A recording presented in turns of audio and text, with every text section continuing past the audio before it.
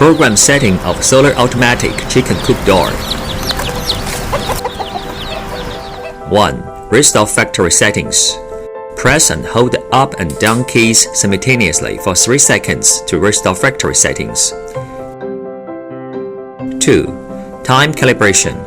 Press and hold the up and set keys at the same time to enter the time calibration page. Then calibrate the time by clicking the set, up and down keys respectively. 3. Timing mode.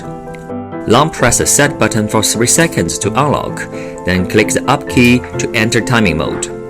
Then click the set, up and down keys respectively to set the opening time to 7 o'clock and the closing time to 18 o'clock.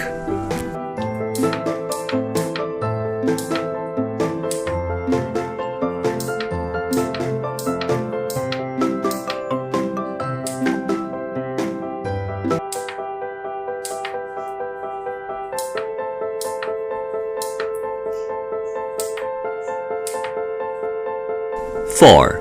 Light sensing mode. Click the up key to enter the light sensing mode. Then set the light sensitivity value by clicking the set, up and down keys respectively. 5. 2-in-1 mode. Click the up and the set key to return to the main interface.